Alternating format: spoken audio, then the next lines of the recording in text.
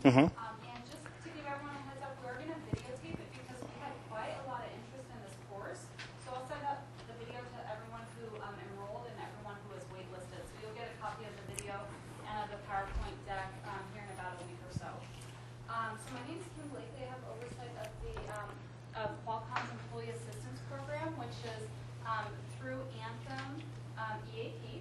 It's an outside company that we utilize to provide services to our Qualcomm employees for professional counseling services, financial advising, attorney services, all at no cost to our employees. So it's a wonderful program that if you haven't yet heard about or know about, I would encourage you to look at just to keep in the back of your mind in case you ever want to use it in the future. And you can access the program through go/EAP. So what we do is we put on these monthly training seminars as a way to introduce a topic and give you some tools and resources.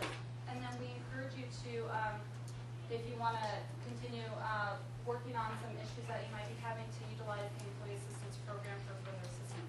Great. David is a wonderful resource. He's a trainer with the Anthem EAP, and he has a great background. That's a perfect fit for this. I'll have him introduce himself. Okay, so you found out about my 8 divorces. And you figured, oh, well, this guy must know something. At least it might be a what not to do. How's that? Good afternoon, everybody. I am so happy to be here.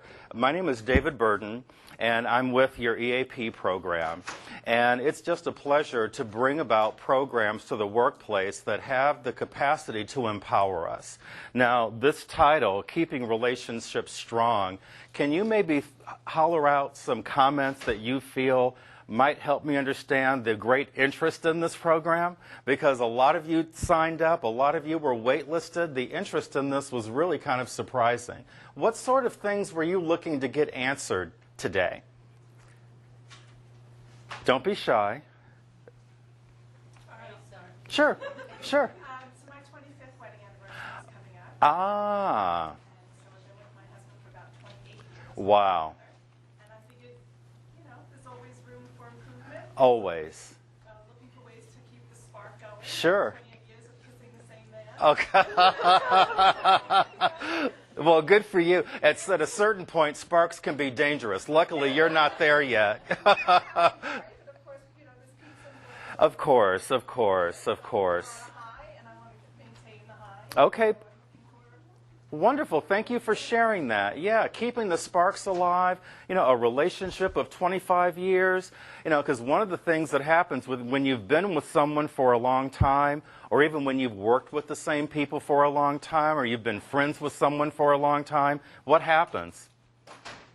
Do we start taking people for granted? Oh, I don't need to stop and get them a present. I don't need to open the door. I don't need to make a suggestion about what to do or where to go. Well, I don't need to do that, right? So that happens in all kinds of relationships. What's another reason there was so much interest in this program? What kind? I thought we were supposed to just read your mind, no? Different styles of communication?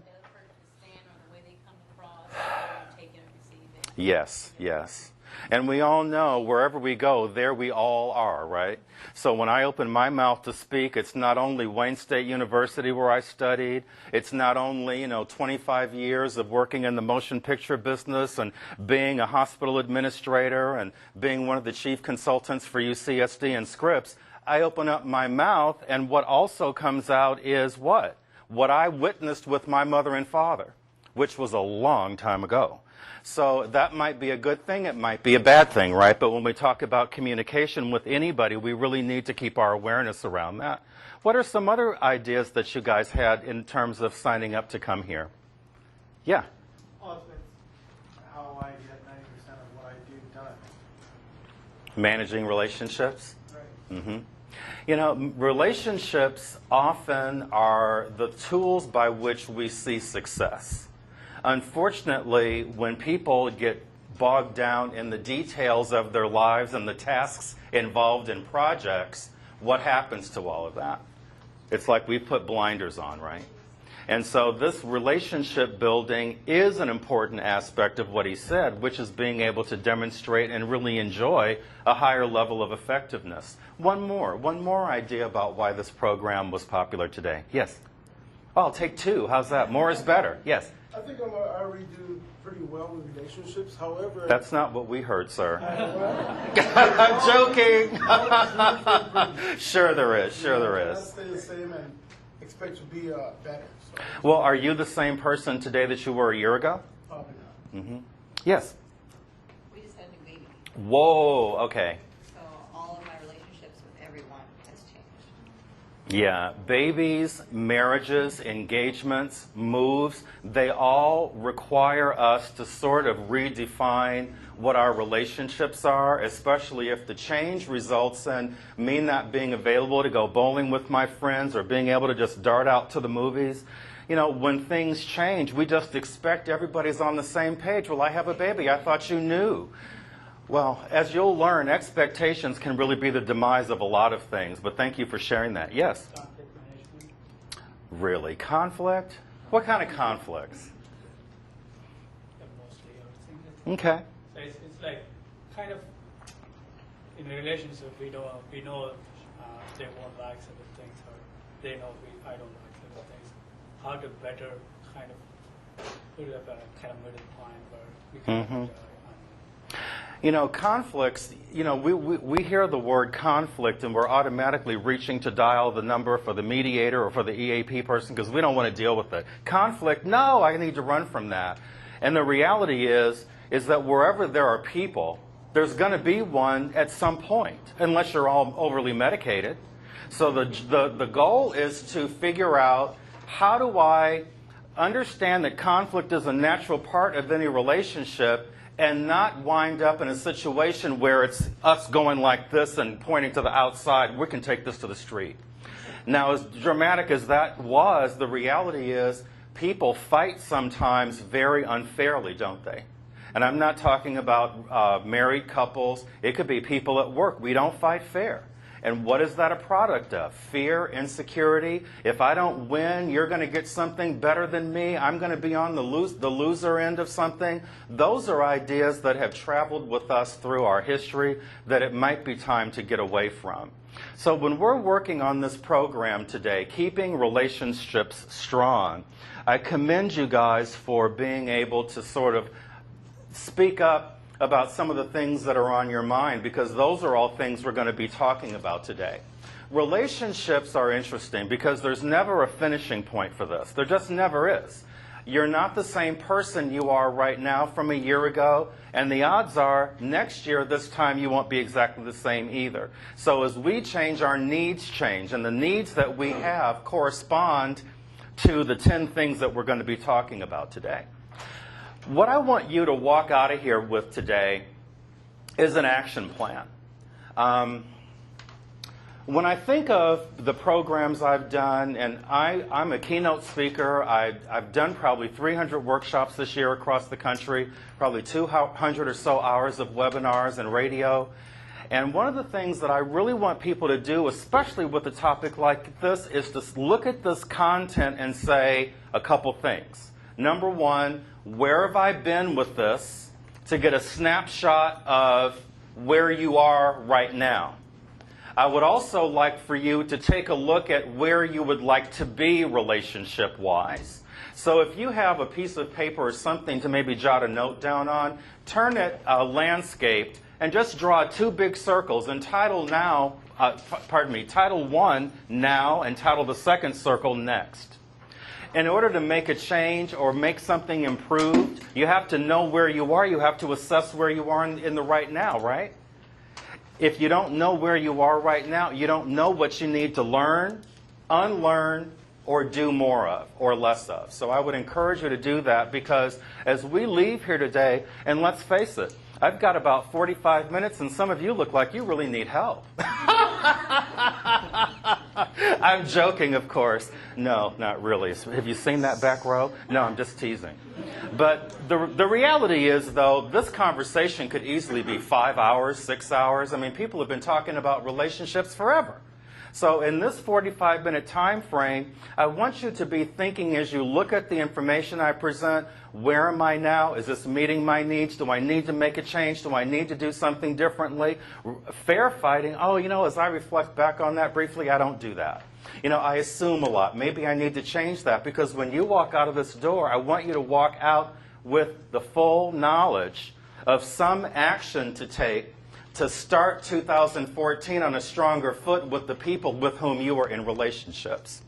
We'll talk about types of love, which is interesting and not the way you think, so get your minds out of the gutter. Some keys to longevity, talking about challenges and conflict. It's not so much avoiding them as what to do when we have them. And balancing styles. Balancing, and then we'll talk about the 10 relational essentials. Does that sound like a good time for you in terms of a good use of your time today? Because I know you're missing the holiday party, or at least 45 minutes of it.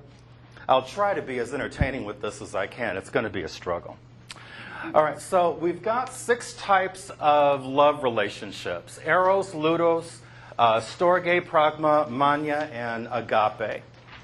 I am not turning this into a primer of love today, but it's important that we know what these types are, because did you ever stop and think, why am I attracted to this person? Maybe you know someone. Oh, I did not like the way that sounded. Ruben, when I asked the question, have you ever wondered why you were attracted to somebody, she said, oh, yes. I don't know. I'm taking a lot away from that. But, it's interesting. We all have friends that date the same person all the time, and they look for a different result each time. And I'm like, the first 13 husbands, it all ended the same way. Well, basically, and I would encourage you to study these on your own. It's a quick internet search. The author of this process, his name is John Lee. And when we talk about eros, and thank you, Ruben, he gave me my stage directions. Do I get a cookie? When we talk about eros, we're talking about attraction. Nothing to do with the heart or the mind. It's all pretty much about the eyeball. I like what I see. I feel good. It's a physical attraction. It's beauty. Ludos has more to do with amusement, excitement. So when you first meet someone, whether it's a romantic meet or whether it's a new friend or someone new to the team, it's exciting, isn't it? It's new. We're doing new things. Hey, let's go out for coffee. Hey, what are you doing after work? Whatever it might be. Because when you guys work 100,000 hours a week, maybe you are turning to the left or to the right of that cubicle and looking at that coworker with renewed interest. I don't know. But when you are looking, I'm going to tell you these make a difference, and I'm going to also apologize in advance for my handwriting.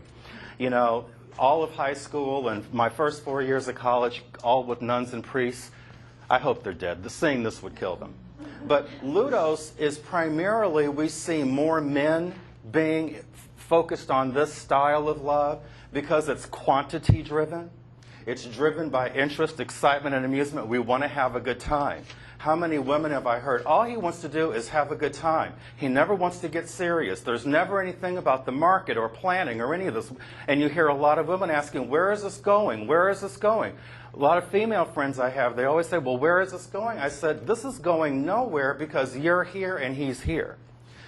Mania, or the manic part, has to do with exactly as you would think. Wild swings. I love you one day, I don't love you the next day. I have these feelings that run hot and cold.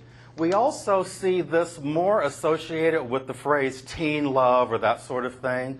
Although I have a 75-year-old aunt who has rediscovered her dating life, and believe me, she's been in a couple of these phases too. Yeah, there are pictures on my Facebook page. There's also the type of love called storge, storage, housing, which deals with compatibility. It deals with an unfolding of knowledge of the other person over a period of time. It assumes that I'm not going to know everything about you in 5 minutes. It also assumes that, there's time here. It also assumes that the initial attraction could be sexual in nature, But that is not the totality of that attraction. This is not just eros. It also implies that trust is something that has to be experienced by both people. And it also implies time is important. It means that there will be a second date, a third date. There will be time to get to know people. This is a problem for some people, mostly men, because most women seem to be in this section. But, guys, excuse me, what do you mean gradual? Look, here's what we're doing. Why is it so complicated? Pretty much that's the thinking. That's one type. The next type, pragmatic, where we see more pragmatic demonstrations of love. Pragmatic, is that exciting? I went to the grocery store for you. Yippee. Yeah? Nothing? Okay. Could be. But listen, if this is your style, that would be exciting, is my point. It also has a lot to do with compatibility, the practical nature of things. So each of these styles is sort of looking at something a little different. Do you get that? You can read more about this if you want, but the reason that I thought we would spend some time sort of teasing some of the differences out is because would you respond to, if you were, let's say, storge primarily, and you're looking at people that are primarily in an eros capacity, what do you think is going to happen there? Nothing. Or conflict. If you're eros and you're dealing with someone who's more of in the manic style of love, what then? Where's that going? Wow, that sounded like experience. We love that. Each one of these, because there's nothing right or wrong about any of these styles. It's not a judgment. They exist, right? They just exist. And agape, you've heard that. I think there's even a couple of churches with that name, right? Somewhere. And so what does agape mean? Selfless. Selfless love, selfless caring, selfless attention. Translated into, reality means that I probably care more about you than I do about myself. And we experience that with our children, with our spouses. I have friends, I care very much about them, and sometimes, depending on where they are in their lives, I may place their needs ahead of my own, right? But those types of adjustments that we make, because someone who's in storge has different needs. They need to hear different things, don't they? It's not all about a good time and being excited all the time. Where is this going? What are we doing? You never want to get to know me. Someone who is in pragma wants to know, where is this going? How are we going to do this? It can't be all fun and games. Who's going to pay the bills? Where are we going to live? What happens 5 years from now? What about our retirement? And, the Ludos in us says retirement, but I'm only 30. You get the point. Obviously, all of these phases, you could argue that some of it we're born with, some of it we're not. Some of it we've learned from our parents, because clearly our parents are our first teachers about love, right? We also learn a lot of this from what else? What other source provides us with the thoughts in our heads these days? The media. So when we kind of take a brief look at the media influence on this, what thoughts do you have? The media's influence on types of love? Superficial, yes. What else? Commercial, yes. What else? Realistic, unrealistic? Unrealistic, yeah. So, one of the things that, again, I want you to walk away with, and I know you guys work a zillion hours a week, you've got a million things to do, but the reality is nothing in your life will ever change until you acknowledge what's not working or what group of behaviors are not success behaviors. Today is about trying to identify success behaviors around relationships, not just love relationships, but any kind of relationships. They all take nurturing, time, awareness. But how we show our investment, how we show our feelings toward that person is going to be different based on their experiences with love. Do we get that? It's really interesting. So how do you want your partner to express love? Who do you think wants the candy and flowers? You know, is that something that appeals to you? I don't need any more candy. It took Spanx just to get me through the door today. The flowers die, and depending on the cost of that, I could have had a piece of jewelry or a gift certificate to Bloomingdale's. You could figure it out. But but see, here's the thing. It's not about saying, oh, well, I wouldn't want candy and flowers. Well, guess what? They're not for you. They're not for you. They're for your other half. It could be for a friend who's going through a bad time right now. What about affection? Ooh, publicly? Ooh. And privately? Okay. How do you feel about that? Who wants that? I do. You do? No. Mm-mm. There are some people that people judge them unfairly, I think, because people are like, oh, I don't want you to hold my hand in public. I don't necessarily find that a bad thing. I just find it something that someone's comfort level is not accepting of right now. Doesn't mean that that person loves you any less or that they're embarrassed of you. But if I'm a storge person, that might be something. If I'm pragma, that might be something, because that then is a demonstration to the outside world. Eros could be done out of ego, perhaps, but if I'm, in the ludos, I may not want you to hold my hand because I might be out with you, but I might be scouting other people, and that might give the wrong, you know what I mean. So, everyday surprises, who wants that? Does everybody want that? Not everybody. But if you're around people, and we're talking about love styles today. We could be talking about communication styles tomorrow. We could be talking about work styles another time. But what's in common with all these different ways we talk about human nature is each of those natures have their own needs and their own desires in order for them to be effective. When those needs aren't met, what do we do when our needs aren't met? What happens to just general people? What do we do when our needs aren't met? We get frustrated, and what else happens? We cry. Oh. Would you get his name? We're going to need to send him. When our needs get met, there's conflict at the offing and at some point. When our needs aren't met over a period of time, resentments build.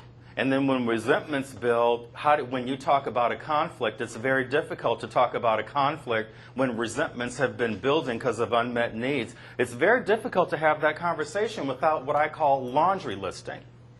So now you have finally ignored my needs after these last 27 years. So you know what? Today I've had it. And I'm going to tell you about what happened 20 years ago, 10 years ago, 5 years ago. What's the other person listening to at that point? Nothing. Because you haven't identified the problem. All you've done is told me what you've been unhappy with all this time. You haven't told me what the catalyst was for this conversation. So when we look at what do our partners want, we not only have to look at what they should give us, we need to look at what do we need. And we need to be able to tell people what we need. And it doesn't matter if it's a boyfriend, girlfriend, husband, wife, boss, coworker. We call this clarity and expectation management. We don't make you guess what I need. I tell you what those needs are. And they differ. Today somebody might like a lot of surprises. Maybe next month they won't. Maybe it's helping around the house or with the family or hearing the words I love you or just being there in silence. By the way, one lesson I've learned the hard way, don't ask me how, you can read it for yourselves on the internet. Sometimes the spouses don't want us to solve their problems. But we know everything, don't we? Oh, that's your problem? Oh, listen, here's how you fix that. You have no idea how many issues you just kite right over by jumping to the solution because they don't want the solution often. What are they really wanting from us? Listening, being there, what else? Yeah, or even just empathy. Yeah, just empathy. So sometimes just being there is the thing. In some circles we call it, I'm just holding a space here for you to sort of tell me or sort of relieve yourself of whatever's troubling you. You know, if you let me know, what do you need from me? Because at my age now, I tell a lot of these folks, I said, you know what? I can tell you're upset. Here, let me understand, what do you want me to do? Do you want me to resolve this, or are you just talking to vent? Because sometimes you can't tell. So guess what? You don't have to guess. You say, are you just venting right now? Because I know this was a really big thing, you know, but it sounds like you know what you're doing, you know, and you begin to sort of relanguage yourself around those things as they come up. Because solving the problems of people that we're in relationships with can backfire more than not. But just being there is important. You know, what do you think? You know, from the different ways we've talked about, you know, how would you like to see people demonstrate their appreciation of you? Now, these things are pretty much romantic, I guess, or those types of things, but does candy and flowers do it for you? Do the surprises do it for you? What is it that you're looking for from someone? Well, it's not just one thing. Okay. I want a few of them with a sprinkle. Oh, I was waiting for that answer. The answer was, well, maybe I want all of that. I want some from column A, some from column B, and that's totally fine, right? But saying that is different than saying, well, I thought you knew what I needed to feel like you appreciated me. I was listening to someone tell me that just the other day. How ironic. What about our teammates? What do you think what would be appropriate for them to know that we appreciate their effort, that we are working together effectively as a team? Do you agree that just someone here in the room sitting next to you might need to be acknowledged for something that they've done for you? Do you take the time to do that? I'm seeing some heads going in so many directions. I need a Dramamine. No. Okay. Well, you know what? If you are doing it, keep doing it. If you're not doing it, think about it, because there's a phrase I like to use where we say sometimes we need all our wagons in a circle. And if you've been working side by side with someone for 5 years, 10 years or so, you know, and you've come to take them for granted, that's dangerous. Taking people for granted is dangerous in a friendship, in a marriage, in a teammate situation at work. You know, it might not be flowers, or maybe it is. I've brought people flowers in the workplace before. You know, listening to them, taking people out for lunch, surprising people. And you know what? Even though there might be those of us that think I'm showing you how much I love you all the time by doing lots of stuff, even with all that we do, are there still people that need to hear those words? Can I just stop and ask for a second?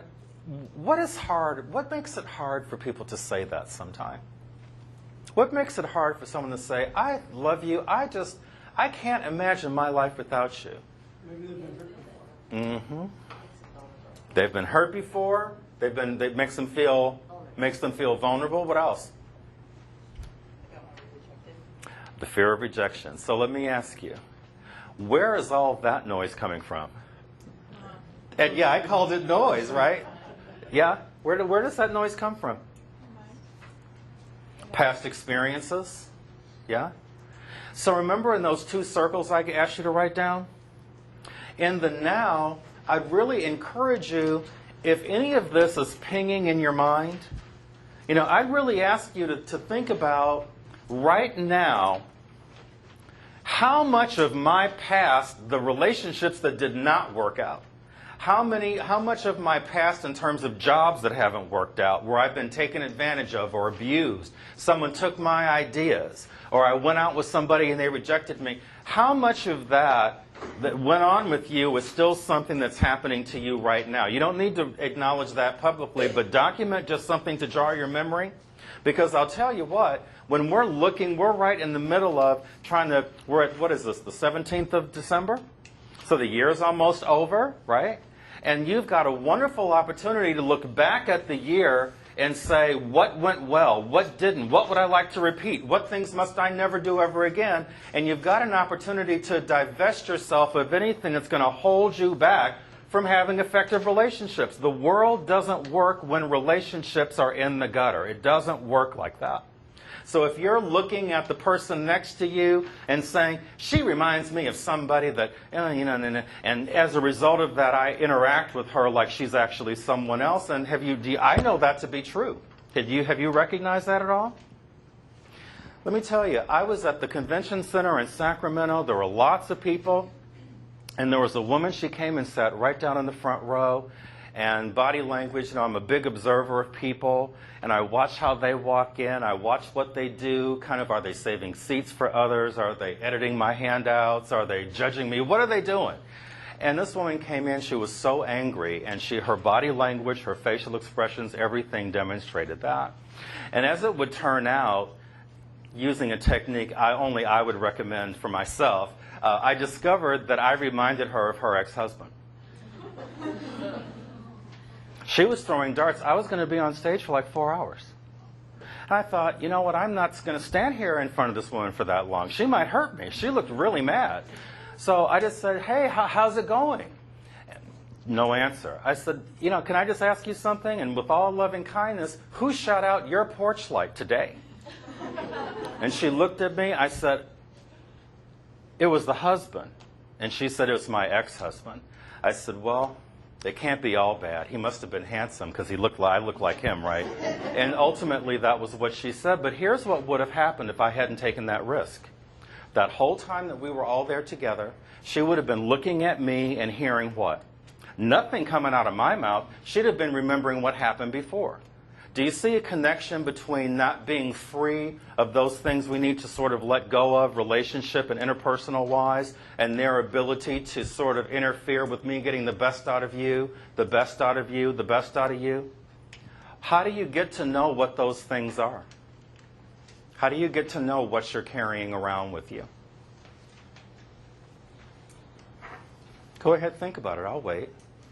Recognize your own triggers. Recognize when you react to something and just jot it down. Reactions that are what? Potentially negative. Out of the ordinary. So I like to think of it as your reaction is a 10 for something that's really a 2, kind of. So what's that all about? Looking at repeated mistakes. Looking for a period of time where you're always frustrated, where your frustration may result in talking down to people. Because when we're talking about, how we want our partners to express love, appreciation, respect, understanding, empathy, effectiveness, whatever it is we're going for, we have to really know what we're looking at. You've got to know that there are people that address you, and the response you're getting from them, you think, you could not possibly be talking to me. So we do this in love relationships all the time. Look at anybody that's been married more than twice. There are a lot of people I know. I had a great aunt that was married 13 times. She married the same man all the time. In fact, literally, she married one man twice. But she drank. I think she may have forgotten. So, again, we think about, what's going to make us happy? Do we need outward demonstrations? Do we need quiet demonstrations? How am I communicating to my partner or my teammates or my friends what my needs are? Or am I comfortable just sitting and saying nothing and assuming that you know what I need? Yes? I have a question. Sure. So, with that, the example that you gave with the lady, Yeah. remembering her husband, Mhm. ex-husband, how will you tell her to just stay in the moment and don't think about that? Oh, that was actually quite funny. I Sorry about that. I told her that I came back to her every 20 minutes and just said my name. And just said my name. I mean, now that is so off the charts, and my personality is bombastic. I would not expect anyone else to do that. But it is important that when you're communicating with a wife, a husband, a boyfriend, girlfriend, of whatever tenure you have them, it's important that you really, when you're in tune and really hearing, and I mean hearing with your whole body, you're not just listening to words, you're looking at their facial expression. Do they look bored? Are they sitting off sort of semi-detached? Are they looking at their cell phones? I said at Qualcomm. Yes, I said that out loud. Because you know what? Even though technology is part of all of our lives, thankfully, guess what? When you're out to dinner with somebody, can you imagine, is there an impact to looking at email and text messaging and taking calls that don't matter? You know, it's always interesting when I go to restaurants and I see people answer a call. First thing is, oh, I'm at a restaurant. Oh, I'm at Kiefer Pass. Oh, yeah, with David. I'm like, oh, so that call was really critical. Okay, gotcha. I know where I stand, potentially. But, you know, we look at those things and we say, do they really know that this upsets me? Have I communicated it to them, or do I just expect that they should know this? The triangle of love. Doesn't that sound like a 70s disco song? The one thing I want you to sort of know, now this is a patented thing here, but the reality, boots on the ground, how I would say this, I would call it the roller coaster of love. Why roller coaster? More than that. Real life is, I mean, almost in everything, ups and downs. You're never going to have pretty much the same thing. Just like, you know, there are some love types for whom sex is not that important and the pragmatic things of the relationship are. You know, sex comes and goes in relationships. You know, that excitement of relationships, whether it's someone you work with or just a buddy that you hang out with, sometimes that newness wears off. Sometimes things just get into I wouldn't want to say doldrums, but things are just not that exciting. It's kind of business as usual until something happens. You know, then the something is normally in a love relationship. We need to realize that all of our focus has been on commitment. All of our focus has been on raising children, putting money in the 401k, paying off the mortgage, doing all the things that our American culture tells us we're supposed to do. Okay, those are great things to do. How do you know where the balancing point is, though? Because you mentioned spark. This is normally, you know what tamps out the spark? The day-to-day travails of relationships.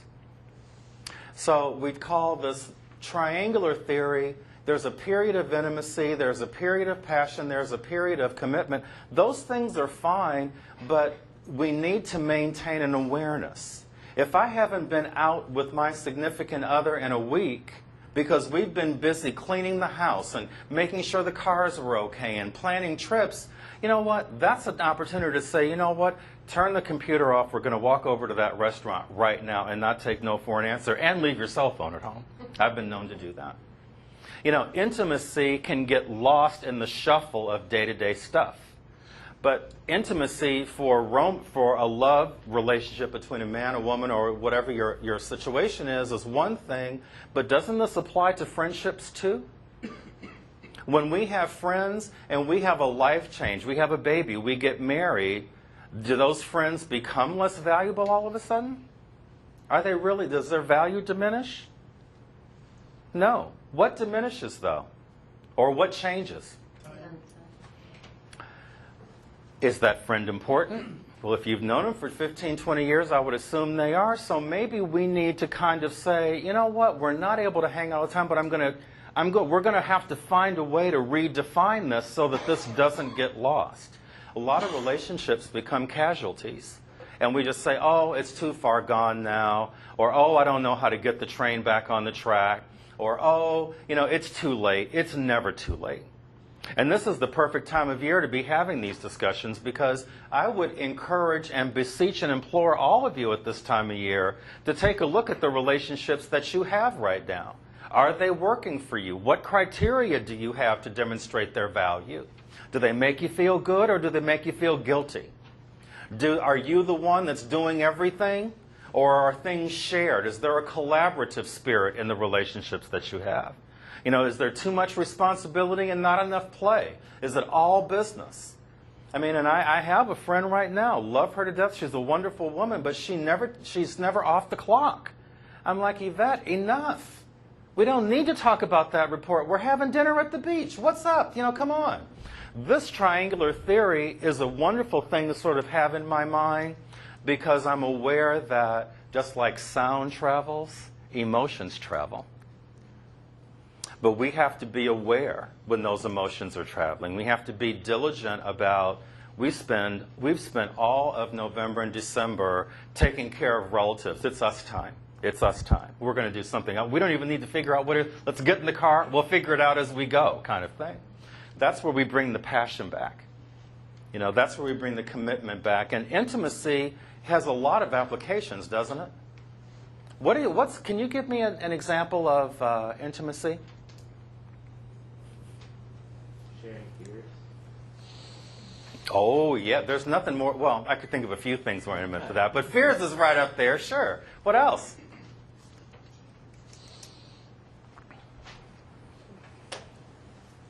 Oh, I hope you're not answering because you don't want everyone to know. I'm hoping it's not because you don't know. Sex. Could be sex, sure.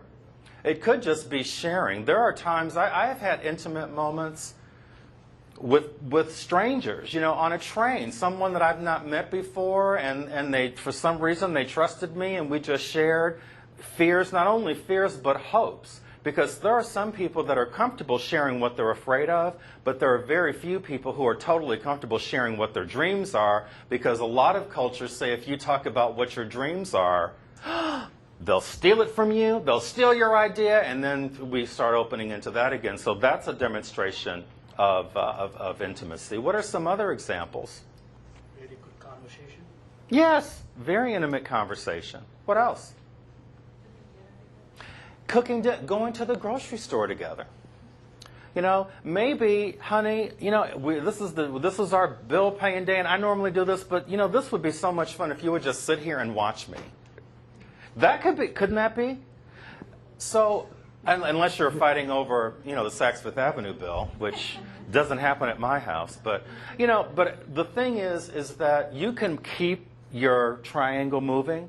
You can keep it moving with the energy of creativity. Because this doesn't have to be something that you see on Dr. Phil, you know, or any of those other programs that show these ideas of intimacy and what relationships should be. Your relationship may not resemble anything I've ever known, but it might work for you, and that's all that's important, right? So the goal is here to create something that works. You can only find out what's going to work for you when you assess what hasn't worked and take a look at what you want. See, this is the part of the workshop you may not like. I don't have the answers. In fact, I hope I mentioned at the beginning that this workshop really promises to offer up more questions than it does answers. No one can answer what you need to feel loved. No one can answer what you feel or what your needs are about a relationship that's going to be fulfilling and develop you and make you feel wanted and loved, or whatever your needs are, because those needs come from the lives we've led. It comes from the childhoods we've lived. So that's really unique stuff. You have to think about that, and then you have to make that happen. Love at first sight is easy to understand. It's when two people have been looking at each other for a lifetime that it becomes a miracle. I am so old. I've actually got relatives that have been married 60 years. I'm like, oh God, 50 years, 40 years. I'm like, oh my God. Do you know how many marriages I could have had in that time? Oh, that's funny because it's sad. But it is kind of why do we consider it a miracle when people stay together? Because we still do. Why do we consider that sort of miraculous or a surprise? We say 40 years, wow! Where does that surprise come from? We hear so many divorces. Yeah. And what have we seen? We're surprised because it's so hard, isn't it? There are things that people do, and you're like, you've got some good things about you, but man, that stuff you do really irritates me. And so most people that have been married for a long time, they weigh out. Is my irritation over you leaving your dishes in the sink, or your aversion to doing any domestic chores at all, okay, that's a real negative. But does it countermand the positive that you bring? And so there's this mental balancing act. On a scale of 1 to 10, I don't want to see the nutcracker.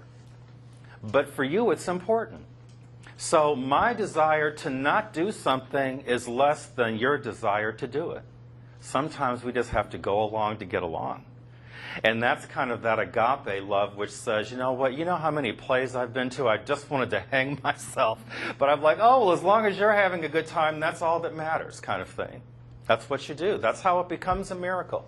Time, patience. Compromise that I do things for you that make you happy and you do things for me that make me happy. It's all compromise. It's all compromise and awareness. There are still people running around the world thinking that they want a relationship that's 50-50. In order for it to become a miracle, sometimes it's 100-0, because depending on what you might be going through, you may have no emotional reserves at all. You know, maybe I have none. Maybe the scales are like this. There might be times when the scales are balanced, but if compromise, dealing with the bumps in the road are not part of what you know is part of a relationship, then you're going to be surprised when there's this hiccup. And the reason that relationships are a miracle is because they're full of hiccups. Life is a roller coaster. Your relationship, it's not that it's not a port in the storm, because it can be, but it doesn't mean that just because you've got this partner to sort of make you feel less alone, it doesn't mean that those bumps are going to disappear, because they don't. It's a miracle. Compromise. Keys to longevity. Well, these young people look like they have their whole lives in front of them. They look very young, and we hate them for that, or at least I do. Youth. Oh, I scour the city looking for my lost youth, and I have not found it. You know, we have to establish time for ourselves, and that is so hard. Why is scheduling time for ourselves so hard now? Yes? Because you're working many, many hours. Exactly. You're working a zillion hours, right? So let me ask you, if a key to longevity is establishing we time and me time, and you work in a place, pardon me for saying this, but did I see a spa mobile on the front of this place? You've got a medical doctor here, a dentist that comes here, your dry cleaning is picked up.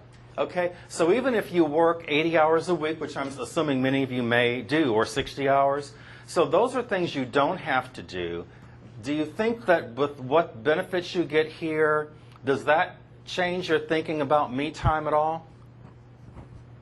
Because you don't have to, if you're an average person, you work 60 hours a week, they've got to spend another 10 hours grocery shopping, paying bills, going to the market, going to dental appointments, and all of that. And so we mentioned on the slide before that it's those daily things that sort of take away from the time we would have relationships. So I'm just wondering if the benefits that you guys have here in your Qualcomm world, I'm wondering if that might help a little bit with this. Maybe? You still have to grocery shop. Sorry. Oh, there's always something. Yeah, that's true. Okay. And so could grocery shopping be turned into we time? No. No? It depends on It depends on the relationship. So I asked that question because we time in the culture that we live in now, where we're working a lot, many of you might be on call with different projects. Maybe there are children involved. Maybe you're in the sandwich generation where you're taking care of kids, and maybe you're taking care of your mom and dad also. The we time is going to need to be very creative, isn't it? So it's not... Can this be like anything that relieves your stress, whether it be with your partner, you know, with doing something fun together, Yeah. or when by yourself? Because when we're at work, mostly, I know I get a little stressed at work, right? But I do find things at work that do relieve my stress. Good. You know, some things. So it's, We time and me time are both important. You know, I need both. I need time with the people that I enjoy relationships with, and there are times when I just have to be alone, you know, and gather my own thoughts. But the reality that I'm talking about in terms of making this a sustainable focus for us is to be able to look at that need and have some creativity with it. Because if you're waiting for the perfect time to have we time, it probably isn't going to happen. And so the we time can be almost anything that you agree to. You know, couples have to have values. Friends have to have values. What do we value? Because the things that we value, what do we do with? We respect them, we do them, and we protect them. Because we time and me time, if you don't put boundaries around them, you know, something may happen, and you may be in the process of having we time with the husband, and they'll say, oh, you know, honey, I can't do that tonight because something else. Next week, something else. And it becomes easy to sort of get away from it. Calendar it if you need to. Do something to make it sustainable. We have to start talking about our expectations and not just assuming that people know what they are. Because very rarely do we guess right. You know, we do guess right every now and then, but it's guesswork, right? And then boundaries, relationship, longevity, expectations, boundaries. What do boundaries have to do with anything here? What's a boundary? Like a fence? Something you put around a tree or a plant you're trying to protect while it grows and gets stronger? Okay. Well, guess what? You know, discovering and understanding what the expectations are and what your needs are, I need to put boundaries around those things so that my ringing cell phone or my desire to watch yet one more episode of The Golden Girls doesn't interfere with my ability to pay attention to you when you come home. Right? So that's what a boundary is necessary to protect a value. And if the value is on we time, or maybe it's you and hubby and the baby time, or maybe it's just the husband and the baby and then you are off somewhere else, whatever it is, we need to protect that, because if we don't protect it, what happens to it? It becomes one more failed attempt like everybody that joins the gym in January. Discover interests that we can share, interests that we can do as a couple, interests that we do solo. Why are solo interests important to continue to sustain and cultivate? And to continue to grow yourself, or you won't be in a relationship. If one person's doing all the growing and the other one isn't, that's bad business, isn't it? And the other thing is it gives us great stuff to talk about. And there's a way for somebody to continue learning new things about you. I know someone, I've known them a long time, and they looked at me the other day, and they said, you know, you are just endlessly fascinating. Because you're always, just when I think I've got you figured out, you come up with something totally different. That's what that means. But this takes work. So I'm saying this to a group of people who can barely stay awake now because you've worked so many hours. Please, you know, get some rest, but then figure out what you can do. Because you talk about sparks, this is a sparker right here. You know, you're doing something new. Maybe you even keep it a secret. Maybe you learn to belly dance or do some sort of new thing. And the husband's like, when did you learn to do that? And there's a whole new you to sort of appreciate. So that's why these things are important. And it's also why they're referred to as keys to longevity. Showing appreciation frequently. We live in a time of instant media. People are focused on so many things. We have a real inability to just focus on one thing. It's important that I say, I really appreciate you. Thank you so much for calling today. I really appreciate you bringing that to my attention. I know you had a cold and you did not feel like being, I appreciate that. Demonstrating that appreciation is critical. Because pragma, mania, all those different love styles we talked about, a lot of those styles are so emotional that they require a frequent demonstration of appreciation. And if you don't believe me, try going a month without telling somebody what you appreciate of them. What's fair fighting? What's fair fighting? No weapons. Are you from Detroit? Yes, no weapons. The tongue is a weapon, isn't it? You know, fighting, you know, and I've heard therapists say this over and over again. When people are fighting, and in mediations I hear all the time, and we have to ask people, do you want to be right or do you want to be happy? You know, and when people say, when you're trying to discuss something and every other word is but, and they did this and they did that, and it's like, well, what in the world, where are you expecting this to go? Where is this conversation going? Because even if we address all those buts and ands, we're never going to get to the bottom of it. Fair fighting is understanding what we're really arguing about. Understanding, why are we arguing about this? Fair fighting is two people coming home on a Friday after they've worked 60 hours a week. The house may not be clean, right? The groceries may not have been purchased as yet. And we're frustrated, we're tired. You know, and we snap because we say, oh, what are we going to eat tonight? And instead of saying, let's go out, well, you never buy the groceries. I always buy the groceries. That's not fair fighting, is it? because you're not answering the question. You're bringing something back, not a judgment. It's just an observation, right?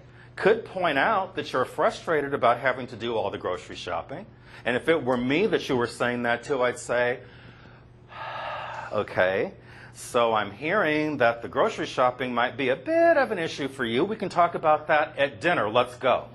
Because that's really, are we fighting really over having dinner? We're fighting over dinner? There are countries at war over poverty. This is what we're arguing about? Sometimes fair fighting is highlighting the reason for the fight, highlighting what we're talking about, highlighting, is this really worth it? I would really much rather spend what time I have with you away from work in your arms or walking down the beach than arguing with you. And it takes words to say that. Time, you have to stand still and look at that person and not look at your iPads and cell phones. That's what mountains and molehills are. Is this a mountain or is this a molehill? Who cares? Well, you didn't pay the electric bill. I am so sorry. I'll get right on that. As opposed to, well, you know, you're supposed to pay it. You told me last. Do we really need to? But isn't that where fights go? Is that fair? It's not only is it not fair, it's not productive. And all that happens is one of the other casualties is communication, because now you're not even listening to what I'm saying. You're only listening to what I'm saying so you can create a response to it. Nothing is ever going to get resolved like that. Recognize relational trends. That's why I asked before, are we the same people we were yesterday and now, a year ago now? No. The things that were important to me then, not so much now. Be aware of that. But there are people I know, they still, and you know what a good example of this is? Brothers and sisters. I am thousands of years old. My sister still talks to me like I'm 2. You know how that feels? Awful. You know, and so we have to see relational trends. Things change. We go to another cycle. We learn some new things. This is an awareness piece. Is the situation a reflection of communication strategies? Does the issue need to be addressed right now? Or do I just want you to be more like me? Do external relationships influence our perceptions? So when those fights are turning into challenges, these are questions that have to be asked in your mind before you respond to that other person. And I'm sorry, everybody, it's 1 o'clock. We're going to be wrapping up in just a second. But when we're talking about this, you know what? I'm not going to argue with you about this because we just communicate differently. You look for one thing, I look for another. We're both looking at the same thing. Would you just please pour me another cup of coffee? Does this really need to be addressed? Because, you know, there are plenty of times where it's a problem for you, it's not for me. And there are times when there's something that's a problem for you that needs to be addressed, but it's not a full-on 5-alarm fire. So we acknowledge it. We say, you know, this is important to you. Do you want to resolve this right now? Because we can talk about it now, or because I don't know that it's, you know, we've got these people waiting, you know, that sort of thing. We also have to take a look at when someone is talking to us, if we've got the benefit of being with them for a while and we see how their family structure works. You know, there are plenty of times I've said to somebody, you know, I am not your father, I'm not your husband, I'm not that brother that you have a problem with, and I'm not that boss that burned your lights out. Because you can tell sometimes how people are talking. When you've got the benefit of looking at their landscape, you can see they're responding to you from another point of view. You can sort of reflect that to them and say, you know, here's kind of how you're coming off at me.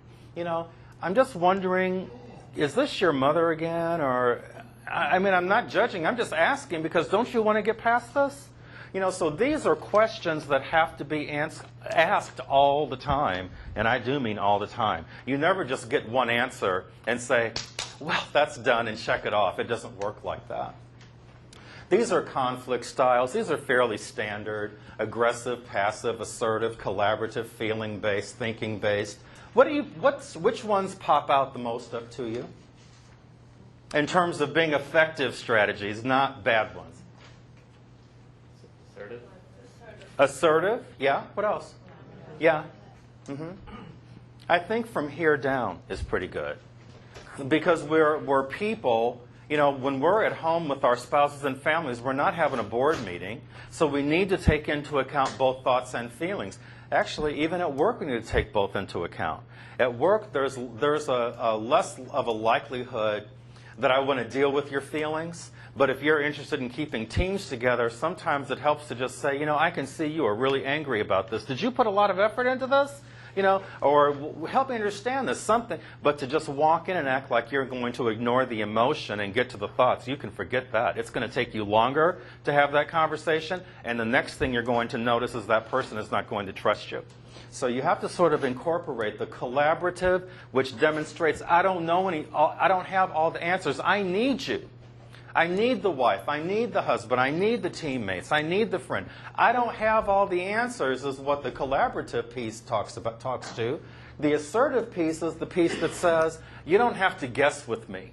I'm going to tell you what my needs are. I'm going to tell you what upsets me. Feeling and thinking. These are the elements. I'd circle those. Because when people start yapping at each other and start snipping and all that, this is a great reminder to just look and say, oh, yeah. I'm not doing any of those things right now. Love is a choice you make from moment to moment. Barbara D'Angelo, so don't you love her? But, I've got all her tapes and books and stuff. But the reality is that all of this is about choices, isn't it? What's the biggest choice we have to make in order to make this topic really go in our lives and help us create a great 2014 in our relationships? What is the choice we're going to have to make for this to happen?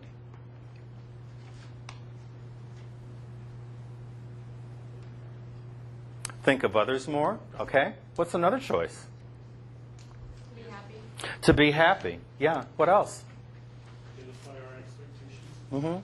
We're going to have to choose to talk about our expectations, working through the fear that someone may reject us or tell us our expectations are stupid. We're going to have to choose to do that, right? Thank you, sir. What's another choice that you might need to make? Taking action. For me, as I'm reflecting on the year I've had and the year ahead, I think to myself, all the actions I want to take, I want them to be summed up under success behaviors. Because without good relationships, nothing goes far, does it? So I'm looking at this and I'm thinking, what choices do I need to make in order to have better relationships? I need better awareness of how I react. I need better focus on how I observe other people observing me. Because, you talk to people and their faces do different things.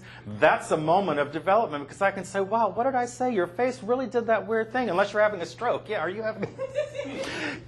you okay today? Yeah. So, you have to figure out what choices you want to make. It also requires you to choose to sort of assess where you are now, see what's working, see what's not working, and design for yourselves what you would like to see happen in this next 12 months. Pick some actions that you can take. Is it we time? Is it establishing some better rules around how to protect the relationships I have?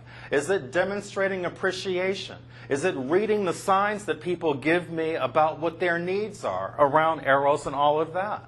And being able to turn that into how I can act a little bit more responsibly given who they are, who they come to me as.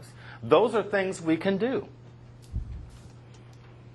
We balance, identify communication styles, misperceptions. Remembering that what the behavior means to you might be different from somebody else. We make assumptions.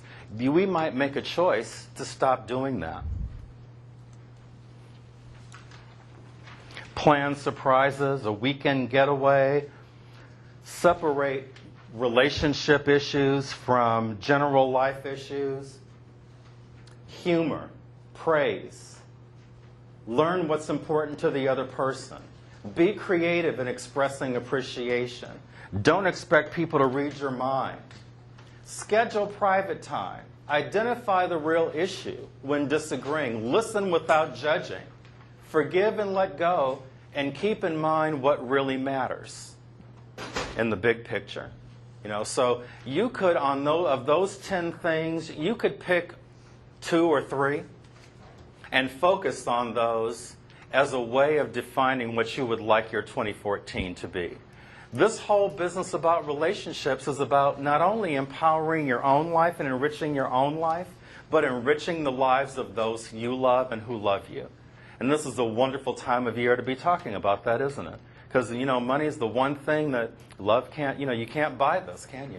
You just can't. So thank you all for coming. Thank you for your time. Thank you for staying 5 minutes later. Thank you, and have a wonderful holiday. Thank you very much for coming.